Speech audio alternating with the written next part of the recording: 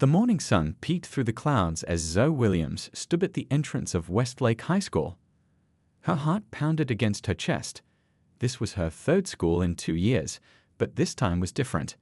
This time, nobody would know who she really was. "Remember, you call me if anything happens," her mom had told her that morning, straightening Zoe's collar in that special way moms do. But Zoe's mom wasn't just any mom. She was Governor Elaine Williams, the first black female governor the state had ever elected. Zoe took a deep breath and pushed open the heavy front doors. The hallway buzzed with students rushing to their lockers, laughing, shopping, and living their normal teenage lives.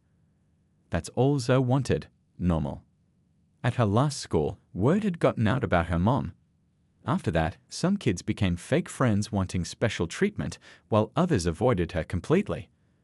A few even made nasty comments about how she only got good grades because of who her mother was.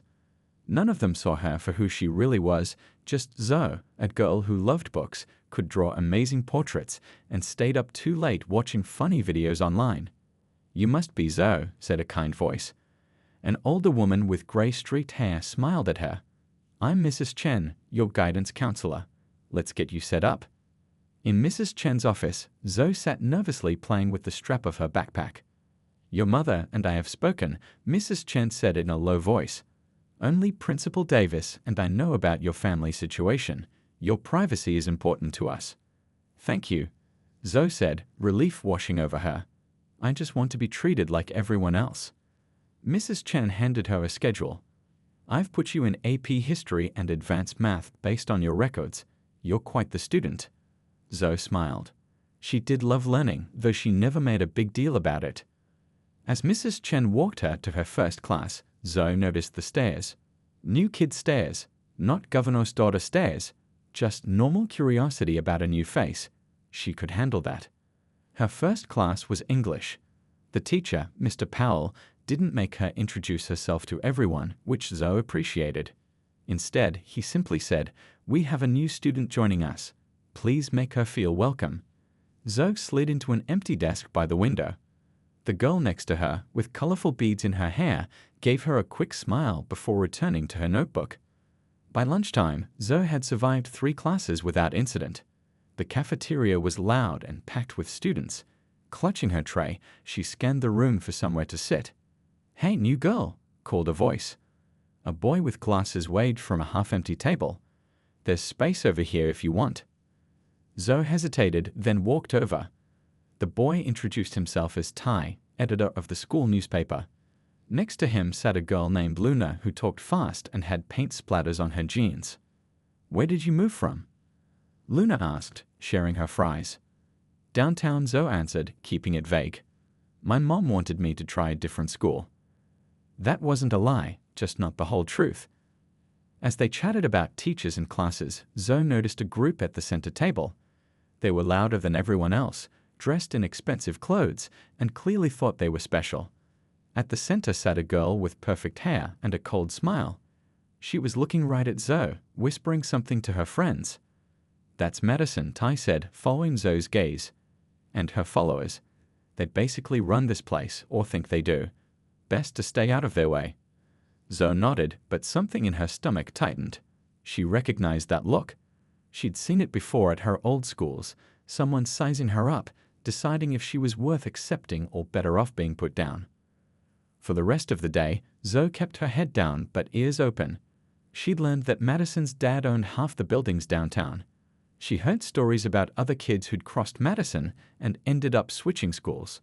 She noticed how teachers seemed afraid to call Madison out when she talked during class. Walking home that afternoon, Zoe called her mom. "How was it?" Governor Williams asked, her voice tired but warm. "It was good," Zoe said, watching a leaf dance across the sidewalk. "No one knows who I am. I might have made some friends. And what, honey?" "There's this girl named Madison. I think she might be trouble." "Do you want me to talk to someone?" her mom asked, that protective edge creeping into her voice. "No," Zoe said firmly. "I can handle it. I just wanted you to know." As she hung up, Zoe wondered if she really could handle it. She'd dealt with mean girls before, but something about Madison felt different, more dangerous. Still, for the first time in years, Zoe had a chance to be just another student, not the governor's daughter, just Zoe, and she wasn't going to let anyone take that away from her. Madison Taylor never walked through Westlake High. She glided like she owned every inch of the polished floor beneath her expensive sneakers, and in many ways she did. Today, she wore her hair in a sleek ponytail that swung with each confident step. Her three closest friends followed right behind her, almost like bodyguards. "Move," she said to a younger boy blocking her path to her locker. She didn't yell it. She didn't have to. The boy scrambled away without a word, nearly dropping his books. Madison smiled. This was power.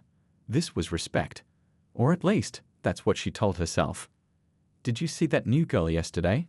asked Kira, one of Madison's followers, as she leaned against the locker next to Madison's. "The one with the braids." Madison rolled her eyes. "How could I miss her? Everyone's talking about her like she's something special." She slammed her locker shut with more force than needed. "She's just another nobody." But that wasn't exactly true. Madison had noticed Zoe right away, noticed how even though she was new, she didn't seem scared or lost like most new kids. There was something different about her. Something that made Madison's stomach tighten with a feeling she didn't like to admit was jealousy. "My cousin has her in math class," said Danny, another girl in Madison's group. "Says she answered all these hard questions without even trying." Teacher was super impressed. Madison frowned. Well, good for her. Probably just showing off. As they walked to class, Madison spotted Zoe at her locker, chatting with T from the school newspaper. Madison felt her jaw clench. Ty had refused to put Madison on the front page after she won the spring fashion show last year. Said it wasn't newsworthy. Now he was laughing with the new girl like they were old friends. "Let's welcome her properly," Madison said, a small smile playing on her lips. She strolled up to Zoe and Tay, her friends forming a half circle behind her. "You're Zoe, right?" Madison asked, her voice sweet as honey, but with an edge that cut like a knife. "I'm Madison. I run the student events committee. We're always looking for new people to help set up for dances and stuff." Ty gave Madison a suspicious look. "Since when do you invite new students to join the committee?" Madison ignored him, focusing only on Zoe. "It's basically cleaning up and hanging decorations, perfect for people still trying to find their place." Her eyes flicked over Zoe's simple clothes. "Not everyone can be front and centered, you know." Zoe met Madison's gaze steadily. "Thanks for the offer. I'll think about it." Madison hadn't expected such a calm response. Most new kids either jumped at the chance to be included or stammered nervously. "Cool," Madison said, her smile tightening. "Just don't take too long. Spots fill up fast." With that, she turned and walked away, her friends following. "What was that about?" asked Kira once they were out of earshot. "You hate the events committee. You only joined because it looks good on college applications." "Know your enemies," Madison replied. "My dad always says that's the first rule of business." And Madison's dad knew all about business. Rex Taylor had built half the shopping centers in town. Their house was the biggest in the neighborhood, with a pool that Madison's mom called unnecessarily large. Madison's Sweet 16 party had been in the local paper. But none of that seemed to impress her dad anymore. Lately, all he talked about was Madison's grades and how she needed to show more leadership if she wanted to get into a good college. "You're a Taylor," he told her just last week. "We don't settle for second best." In class, Madison found herself watching Zoe again. The new girl raised her hand to answer a question about the Civil War that nobody else knew. The teacher beamed at her. "Excellent analysis, Zoe. That's exactly right." Madison saw how other students looked at Zoe with respect. Even Brian, the basketball captain who never paid attention to anyone, turned around to glance at Zoe. By lunchtime, Madison had worked herself into a quiet rage. She sat at her usual table in the center of the cafeteria, picking at her salad. "Did you see her in history?" Madison asked her friends, acting like she's so smart. "She is kind of smart," said Kira, then quickly added, "but not as smart as you, obviously." Madison narrowed her eyes as she watched Zoe sit down with Ty and Luna, the weird art girl. They were joined by a few others, decent-looking kids from the Honor Society and debate team. Not the most popular crowd, but respected. She's been here one day, Madison said. One day, and she's already trying to create her own little kingdom. She stabbed a piece of lettuce with her fork. This is our senior year. My senior year. I'm not letting some random new girl change things. After school, Madison sat in her car, a birthday gift from her parents, scrolling through Instagram. She'd already found Zoe's account. It was mostly pictures of drawings and books, nothing special, but one photo caught Madison's attention, Zoe standing next to an important-looking building. Madison zoomed in, trying to figure out where it was. Who are you really? Madison muttered to herself. On the drive home, Madison thought about her plan. She needed to send a message, not just to Zoe, but to everyone at Westlake. A reminder of who really ruled the school. Madison's phone buzzed with a text from her dad. Meeting with the mayor tonight. Don't wait up. Make sure you finish that college essay. She tossed the phone onto the passenger seat. Her dad was always busy with important people, never having time for her unless she did something worth bragging about to his business friends. Well, she'd give him something to talk about. By the time Madison was done, everyone would remember who mattered at Westlake High, and it definitely wasn't going to be Zoe Williams. 2 weeks had passed since Zoe arrived at Westlake High. She was starting to find her rhythm, which hallways to avoid during the morning rush, which bathroom had the best lighting for fixing her braids, and which cafeteria lady gave extra fries if you smiled at her. Small victories that made each day a little easier. She'd even made some real friends. Tea from the school newspaper always saved her a seat in English class. Luna from art club had shown her the secret spot behind the gym where they could eat lunch outside on nice days. A few others, kids from debate team and chemistry class, had welcomed her into their circle too. But Zoe never forgot about Madison. How could she? Madison seemed to be everywhere, watching her with those cold eyes. Sometimes Zoe would look up from her books to find Madison staring at her from across the room. The message was clear. I'm watching you. Don't let her get to you, Ty told her as they walked to lunch. Madison does this to anyone she sees as a threat. A threat? Zoe laughed. I'm just trying to survive until graduation. But deep down, Zoe understood. Every time a teacher praised her work or students asked for her help with assignments, Madison's eyes narrowed a little more. Zoe wasn't trying to stand out. She just couldn't help being herself. The cafeteria was packed that Tuesday. Zoe balanced her tray carefully as she made her way through the crowded tables. Luna had texted saying she'd be late, so Zoe was on her own. Zoe, over here. Ty waved from a table near the windows. She smiled and started walking toward him. That's when it happened. Zoe felt someone bump into her hard. Her tray tilted, but she managed to steady it just in time. When she looked up, Madison was standing there, holding her own tray with a look of fake surprise. Oops, Madison said, loud enough for nearby tables to hear. Didn't see you there. Zoe took a deep breath. No problem, she said, trying to step around Madison. But Madison moved with her, blocking her path. You know, I've been meaning to ask you, where did you get your hair done? It's so interesting. The way she said interesting made it clear she meant the opposite. I did it myself, Zoe answered evenly. Madison raised her eyebrows. Really? That's impressive. I could never do that. Must be in your blood or something, right? A few of Madison's friends snickered. Zoe felt her cheeks warm, but kept her expression neutral.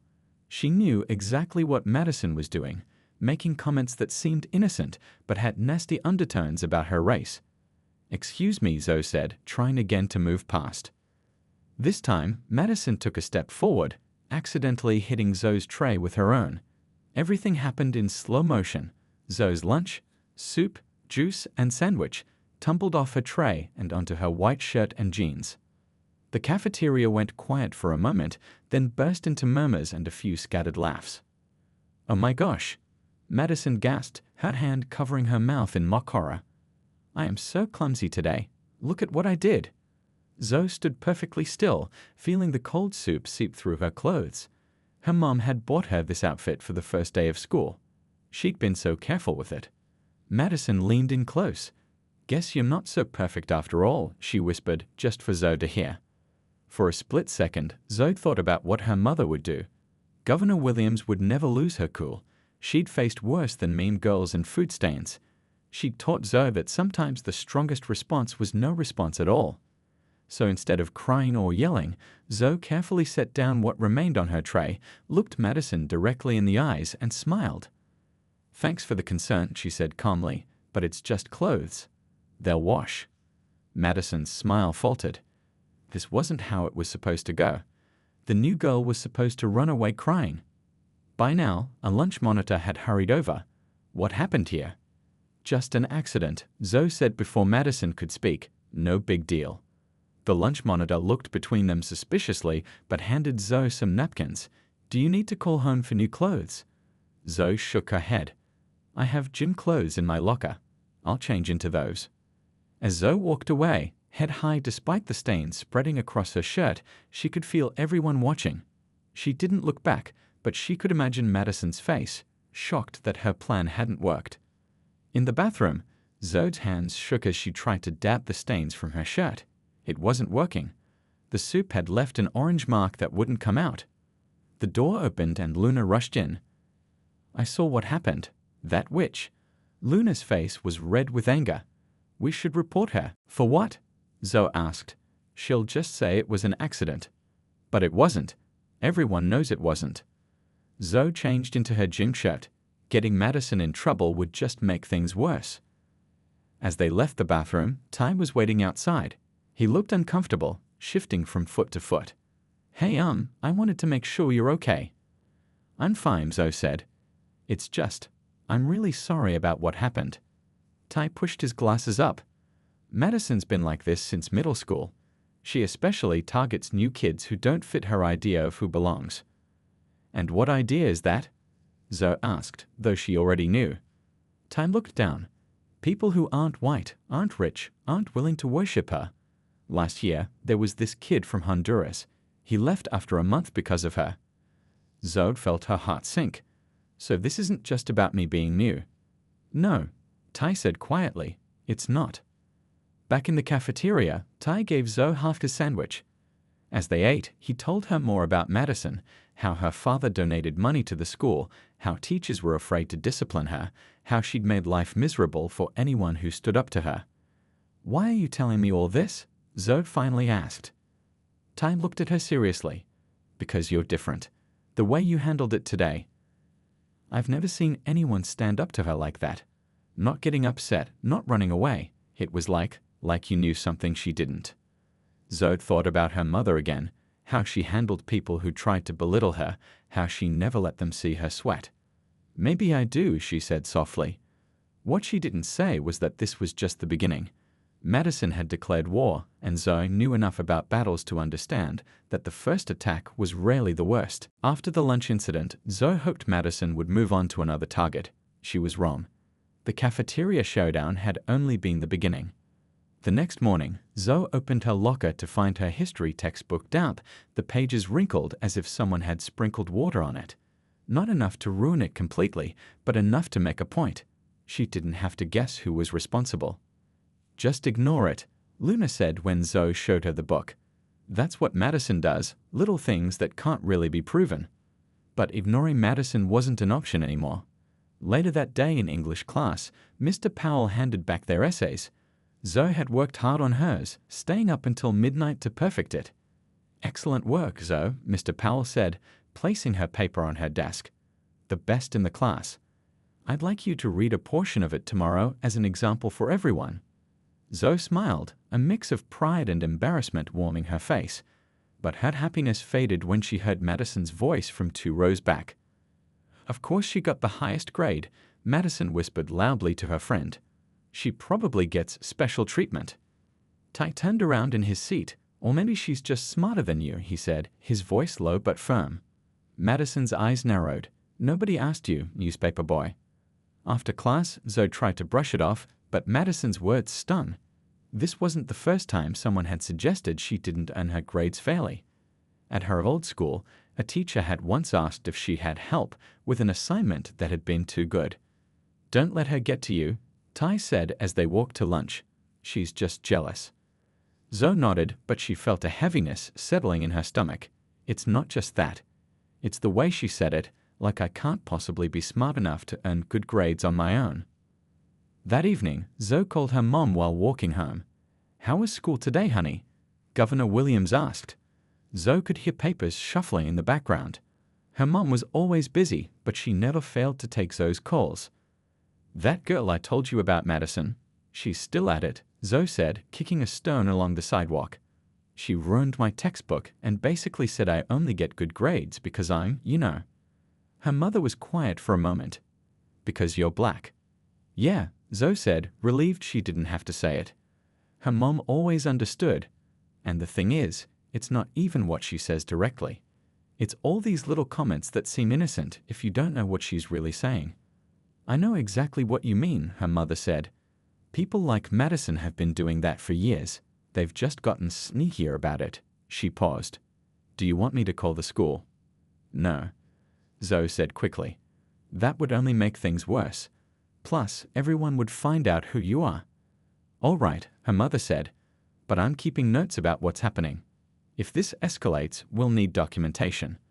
The next day, things did escalate. During history class, Ms. Patel announced the regional debate competition that would be held next month. "We need someone to represent Westlake," she said. "It's a great opportunity and looks excellent on college applications." Madison's hand shot up immediately, but Ms. Patel continued, "I've already discussed this with Mr. Powell, and we'd like to nominate Zoe based on her excellent analytical skills." Madison's hand slowly lowered as whispers filled the classroom. Zoe felt her face grow hot. She enjoyed debate, but hadn't planned on competing. "Thank you," she said quietly. "I'd be happy to try." After class, Zoe found Ms. Patel's debate preparation materials in her locker. As she flipped through them, Madison walked by with her friends. "Wow, they're really rolling out the red carpet for you," Madison said, her voice dripping with false sweetness. "Must be part of some diversity program or something." Zoe closed her locker, trying to stay calm. "Or maybe they think I'll do a good job." Madison stepped closer. "Or maybe they feel sorry for you. The poor new girl who needs special attention." Zoe stood her ground. "You know, Madison, you could have volunteered for the debate team any time before now. But you only seem interested when I'm chosen." Madison's smile vanished.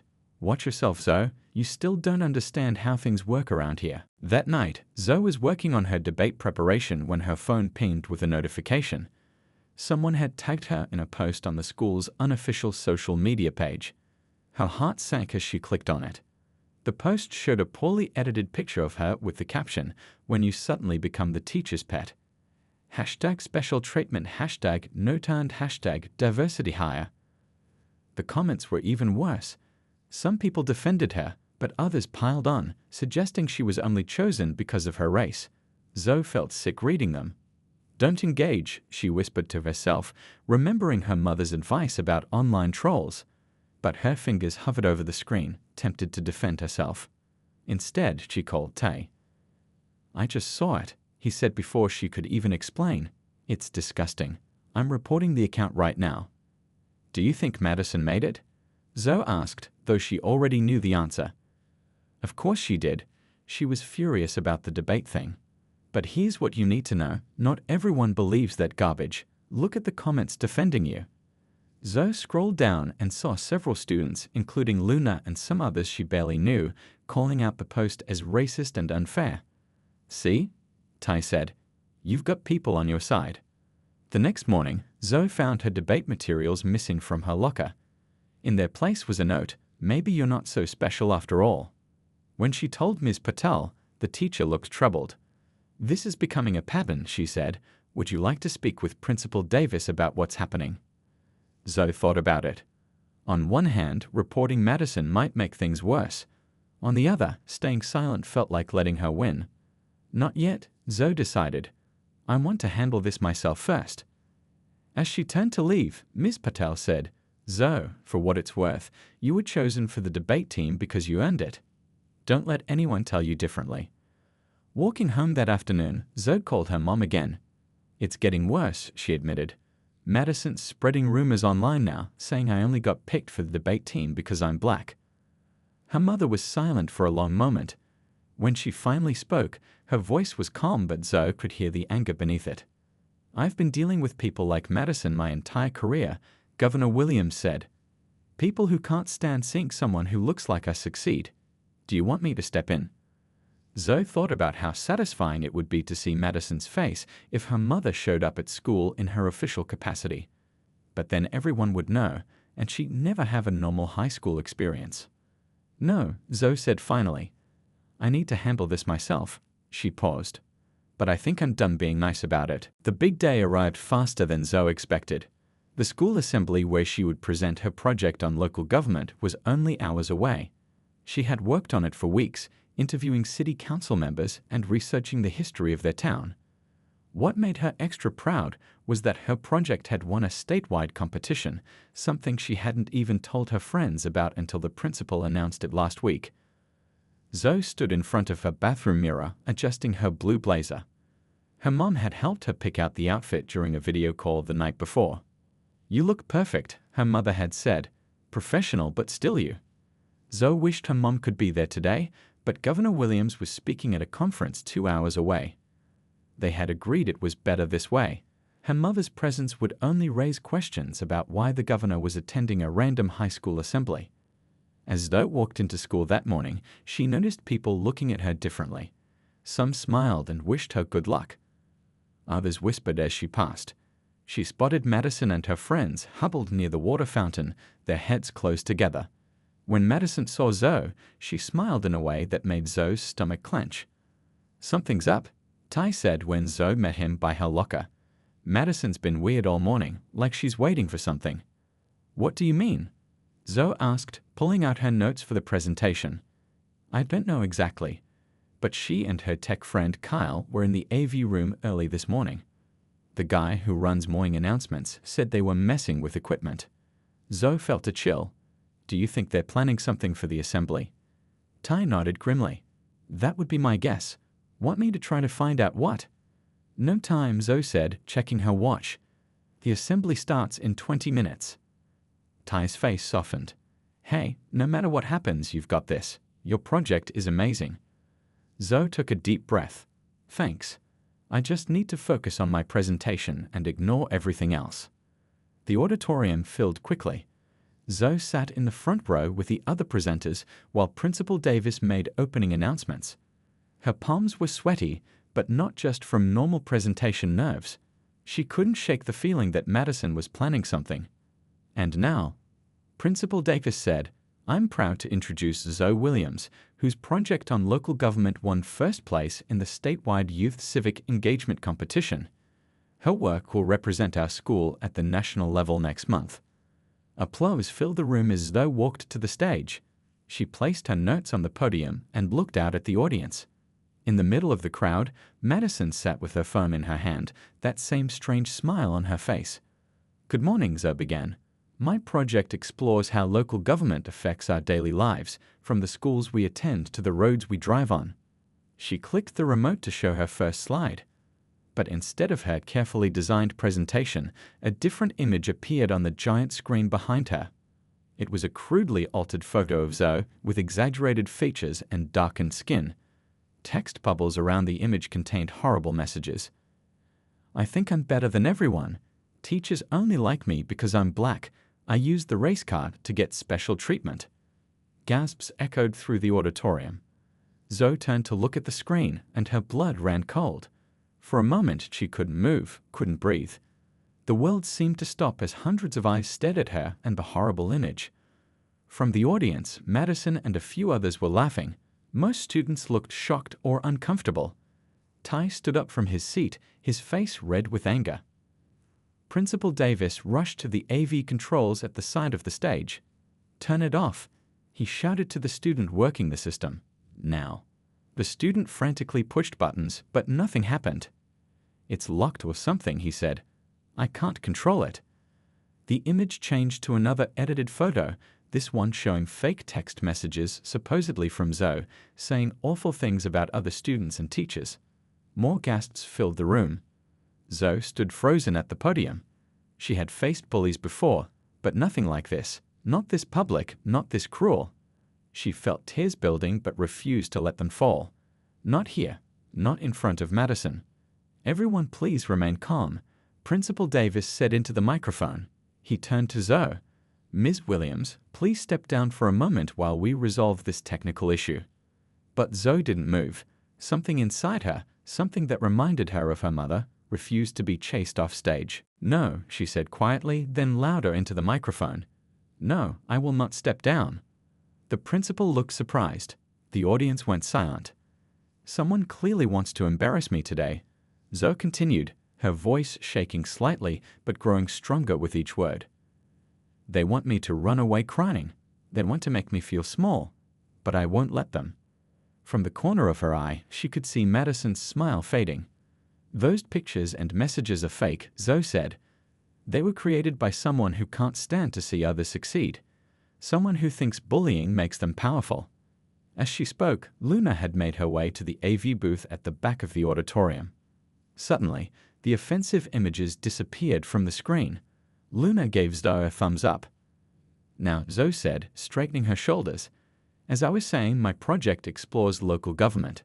But before I continue, I want to say something else." The auditorium was completely silent now. Even Madison wasn't smiling anymore. What just happened here? The attempt to humiliate me is exactly why we need strong leadership and clear policies against bullying and discrimination, not just in schools, but everywhere.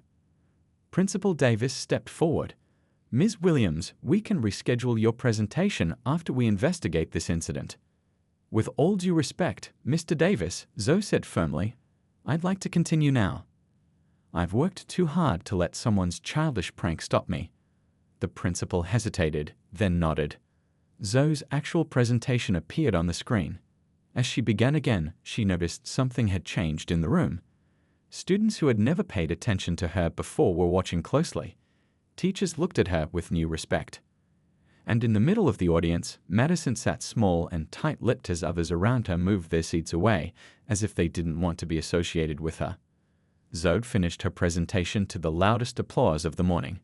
As she stepped down from the stage, Ty, Luna, and several other students surrounded her. "That was incredible," Luna said, hugging her. "The way you handled it. I would have run off crying." "I wanted to," Zoe admitted, "but I kept thinking about what my mom would do." "Your mom must be amazing," Ty said. Zoe smiled slightly. "You have no idea." Principal Davis approached their group. "Zoe, I need you to come to my office. We're going to get to the bottom of this incident." His expression was grave. "And I'll need to call your parents." Zoe nodded. "My mother will definitely want to hear about this." As they walked toward the main office, Zoe saw Madison being escorted by the vice principal. For the first time, Madison looked afraid. She had no idea what was coming next. Principal Davis' office felt smaller than usual with so many people crammed inside. Zoe sat quietly in a chair by the window, still in her presentation clothes.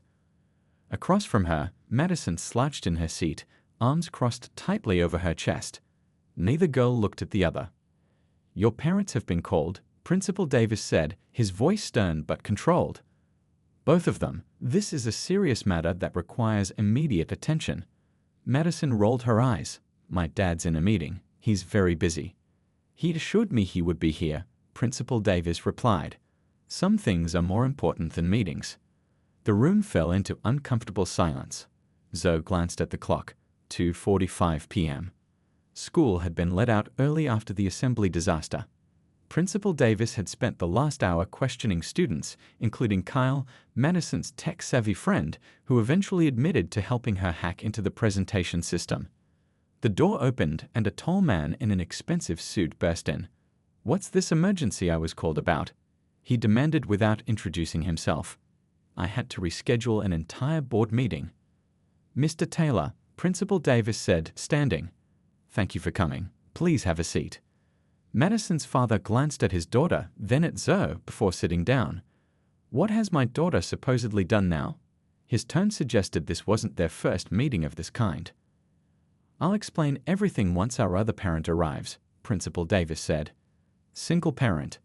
Mr. Taylor asked, looking at Zoe with barely disguised judgment.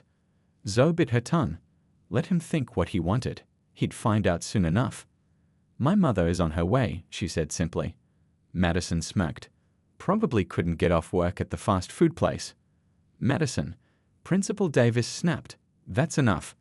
One more comment like that, and your suspension will be extended before it even begins. Madison's smirk vanished, replaced by genuine alarm. Suspension?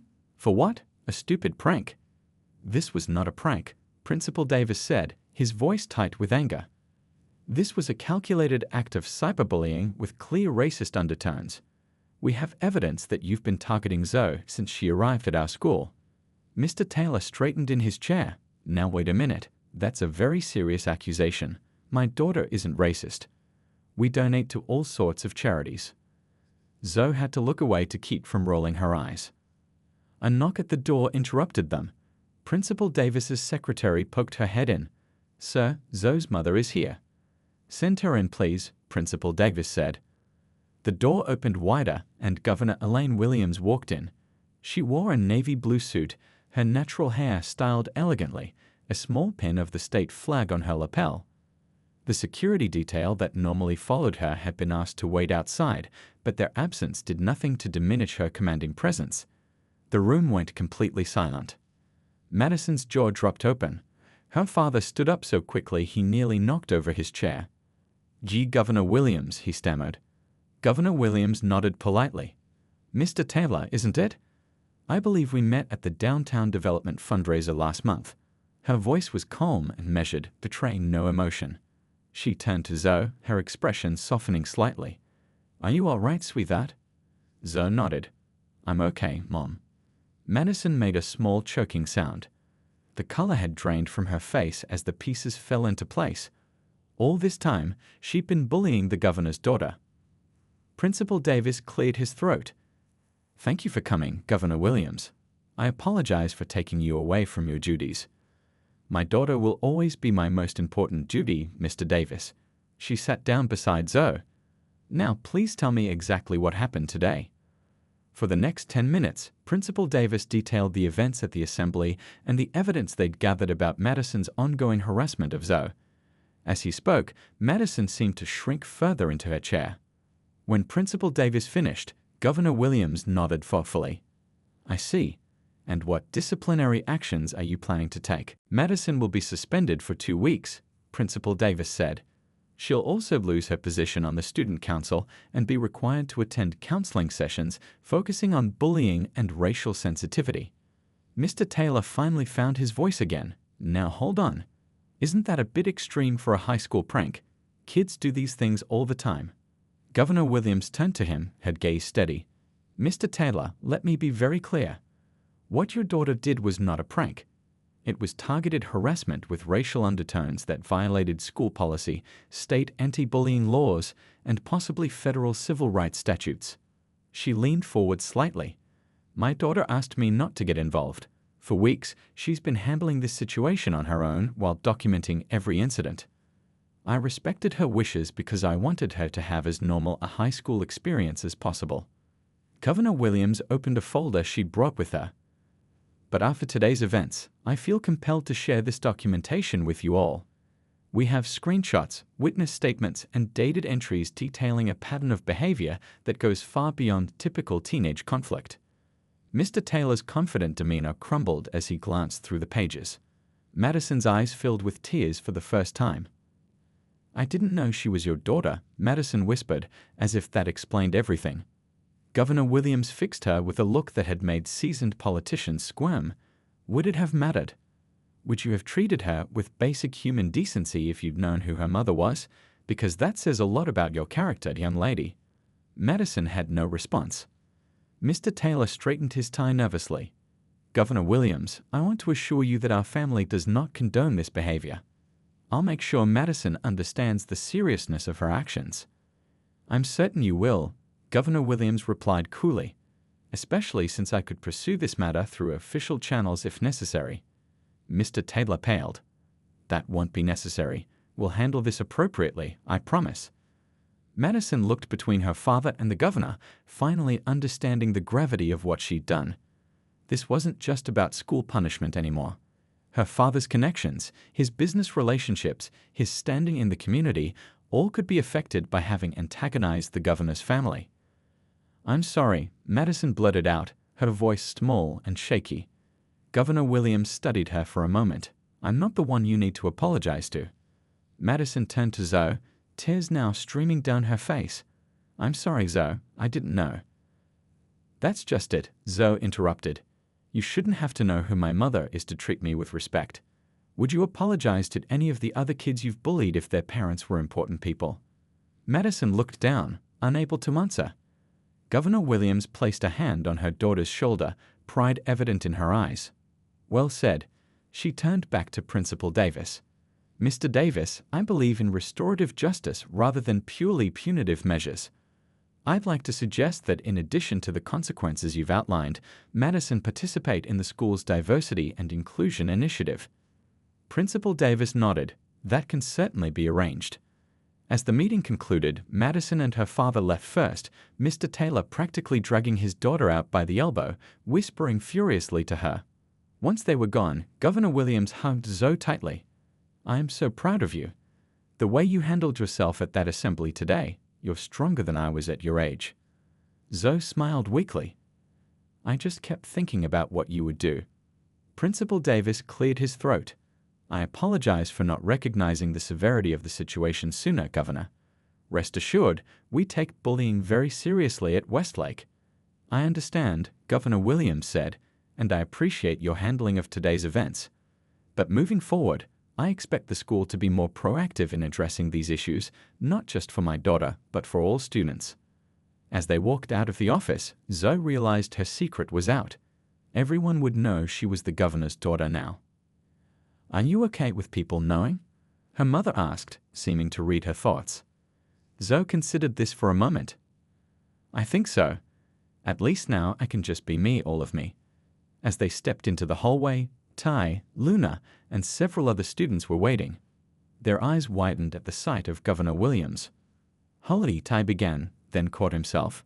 I mean, wow, this explains so much. The news spread through Westlake High like wildfire. By the next morning, everyone knew two things. Madison Taylor had been suspended for cyberbullying, and Zoe Williams was the governor's daughter. The hallways buzzed with excited whispers whenever Zoe walked by. It's like I'm suddenly visible, Zoe told Luna as they sat in the courtyard during lunch. Yesterday, half these people wouldn't even look at me. People are shallow, Luna said, rolling her eyes. Now they all want to be friends with the governor's kid. Tay joined them, dropping his backpack on the ground. You wouldn't believe how many people asked me for details about what happened in the principal's office. Like I was there or something. Zoe picked at her sandwich. What are they saying about Madison? Ty and Luna exchanged glances. What? Zoe asked. It's not good, Tay admitted. Her friends are abandoning her left and right. Nobody wants to be associated with the girl who bullied the governor's daughter. Part of Zoe felt satisfied hearing this. Wasn't this what Madison deserved? But another part of her felt uneasy. She knew what it was like to be alone, to be the outsider. I heard her dad's company lost a big government contract yesterday, Luna added quietly. People are saying it's because of what happened. Zoe put down her sandwich. That's not right. My mom wouldn't do that. Maybe not, Ty said. But people who wanted that contract might have seen an opportunity. The thought sat heavily with Zoe for the rest of the day. She hadn't wanted revenge. She had just wanted the bullying to stop. That evening, Zoe sat in the living room of the small apartment she shared with her mother when the governor wasn't staying at the official residence. Governor Williams was working late, as usual. Zoe's phone buzzed with a news alert. When she opened it, her stomach dropped. There on the screen was a picture of Madison's father standing at a podium, looking unusually humble. Taylor announces $1 million donation to anti-bullying and racial justice initiatives, the headline read. Zoe quickly read the article. Mr. Taylor had held a press conference apologizing for his daughter's behavior and announcing a major donation to make amends. He spoke about learning experiences and growth opportunities.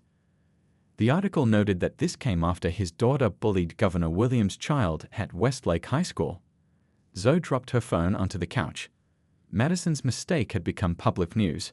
Her family's reputation was being dragged through the mud. It seemed excessive, even for what Madison had done. When her mother finally came home, Zoe showed her the article. Governor Williams sighed as she read it. Rex Taylor is trying to save face. This isn't about making things right. It's about protecting his business interests. But people are blaming you for his company losing that contract, Zoe said. I had nothing to do with that, her mother replied, sitting beside her. But I'm not surprised it happened.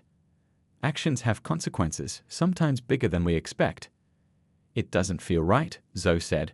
Madison was awful to me, but I never wanted her family to suffer. Her mother smiled gently. That's because you have compassion, even for people who haven't shown it to you. She paused. What would you like to happen now? Zoe thought about it. I want something good to come from all this, not just a rich man throwing money at a problem to make it go away. 2 days later, Zoe found herself in the school library with Principal Davis and several teachers. They had gathered to discuss creating a student-led task force addressing bullying and racial bias in schools. We think you'd be the perfect person to lead this initiative, Zoe, Principal Davis said.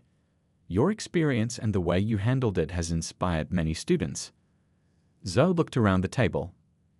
I'll do it, but on one condition. I want this to be about more than what happened to me. There are kids who face bullying every day who don't have powerful parents. The teachers nodded in agreement. And one more thing, Zoe added. When Madison returns from suspension, I want her to have the opportunity to join the task force if she chooses to. Principal Davis looked surprised. Are you sure about that? Yes, Zoe said firmly. This shouldn't be about punishing Madison forever. It should be about learning and changing. Word of the new task force spread quickly. Students began approaching Zoe between classes, sharing their own experiences with bullying. Some of Madison's former victims finally felt safe enough to speak up. Zoe listened to each of them, taking notes and gathering ideas. A week and a half into Madison's suspension, Zoe made a decision. After school, she asked her mother to drive her to Madison's house. Are you sure about this? Governor Williams asked as they pulled up to the large home. No, Zoe admitted, but I think it's necessary. Madison's mother answered the door, her eyes widening at the sight of the governor and her daughter standing on her porch. Mrs. Taylor, Governor Williams said politely, Zoe would like to speak with Madison if that's possible. Madison appeared in the hallway behind her mother, looking nothing like the confident girl who had ruled Westlake High. Her hair was pulled back in a simple ponytail, her face free of makeup. She looked smaller somehow. Hi, Zoe said. Madison stared at her in disbelief. What are you doing here? Can we talk? Just for a few minutes.